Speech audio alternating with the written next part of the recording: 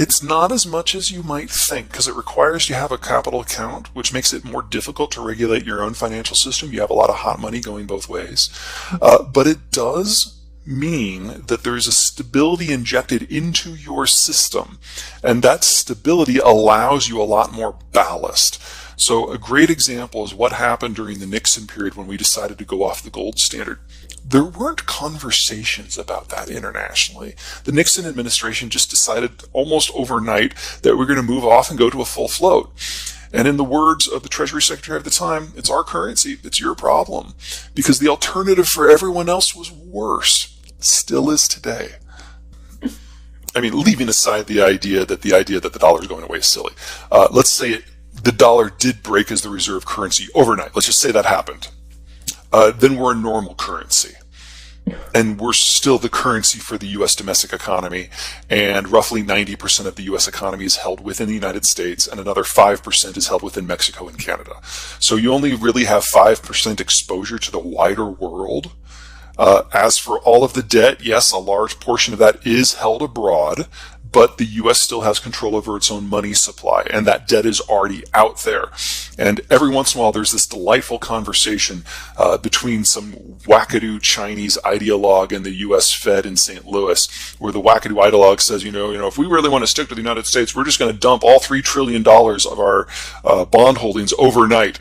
And you always get this same snarky response from the St. Louis Fed that says something like, well, that would be really interesting because the debt would probably trade at 30 cents on the dollar very, very quickly. But I don't know if you knew this, China, but the U.S. Federal Reserve controls the U.S. money supply. And it's mostly digital now. So we would just click a couple buttons and expand the money supply by the exact number of that 3 trillion discounted 70% and retire the whole thing.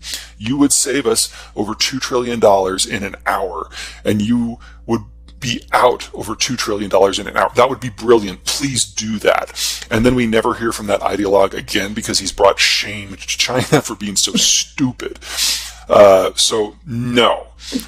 Even in the worst case scenario where Martian currency takes over, the U.S. is still a normal currency for U.S. purposes. Now, there is a cost in that scenario. That would probably force our political leaders to be a little bit more judicious with their spending in the long run, because we wouldn't be able to just dump our debt on everyone else's system. That's probably the real superpower. It allows us to not be fiscally responsible. But beyond that, which I would argue it gives us the ability to inject ourselves into any economic exchange. And I don't mean to minimize how useful that can be. That's one of the reasons why the sanctions on Iran have been so effective, and even relatively light sanctions in comparison on Russia have been effective. Because if Brazil and China are going to do a traditional exchange, the Chinese exchange yuan for dollars, and then the dollars are exchanged for reals, or going back the other direction. And that allows the United States to interrupt any exchange, should it choose so. Now, the Fed is not staffed to monitor global monetary exchanges, so we don't do that unless there's a specific sanctions regime in place. But we have the option. And in a world of demographic decline and geopolitical upheaval, options are good. Crypto, it really depends on which crypto asset, but let's just use Bitcoin because most people are familiar with that one. It's a little bit more sophisticated. They print currency out of thin air, and then they get someone to buy it from them. There's a second step there that's basically a pyramid scheme.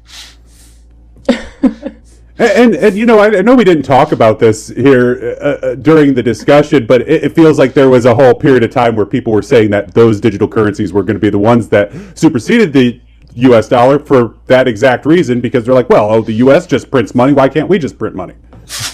I would argue that's not a great reason. What do you make of him saying that? That, they print money out of thin air. People say the government does too, and maybe we do, but we're the government. Well, the government is also responsible for regulating a $23 trillion economic system and managing roughly $25 trillion in global trade. So the scale and the reach and the active management that is required to do that also requires a monetary authority that can expand and shrink the monetary supply as is necessary. One of the many things that the crypto bros miss is that the money supply is not a one-directional thing. And if the entire money supply is held by private interests, who has to give it up when it's time to go the other direction? And who decides who has to give it up? The thing that would help the most is building out processing capacity for any and all of the materials that are going to be necessary as we lose Russian and Chinese supplies. The Inflation Reduction Act, which is a stupid name for what it actually does, is actually our first step in that direction since the 1940s. And so it's inefficient and it's overly expensive and it's sloppy. But for the first time we've done it, it's not bad. Oh, I'm not a financial guy, so let me just kind of give you the headline. Yeah. We're entering a world of capital shortage. The baby boomers are retiring globally. They're taking all their money with them. The next generation down, no matter where you are, no matter what country you're in, is smaller. So if capital is more expensive, it is going to be able to demand higher returns. So if you can hold on through this transition, we're going to go back to a world like we had in the 1980s, where your financial planner actually had to do work. Couldn't just throw money at these artificial, maybe AI-generated trading platforms or do high-frequency trading. It's going to be about the value. And honestly, I think we're about better set up for that even today. So if you do have capital, all you have to do is wait a couple of years and the market will take care of you. Well, all of those would be shocking events that I had not forecast. I don't think any of those are very likely. I'm trying to come up with something that might actually has a slight chance of actually happening. I could see France leaving the European Union. Wow. Okay. We'll talk again. So for them, it was always a political project, not an economic one, and clearly it's now starting to cause some economic pain. I like to figure out how things work, why things work, and where that takes us, and I like to do it while I'm backpacking. So I need to get to a place where the world can't reach me. I spend at least 2 weeks backpacking every summer. I'm going to try to make that 6 this summer. Tour? Yeah, backpacking tour. When you were backpacking. Oh, well, that's easy. I mean, it's been a long time, but a place called Cascade Saddle in New Zealand. It has alpenglow, it has morning rainbows, and you are a vertical 1.5 kilometers directly above the valley floor. It's a straight drop down. Now, it's I've freed up a little bit of time, so I am noodling over some ideas, but I'm not there yet. Everything is most easily accessible through the website, which is zeihan.com.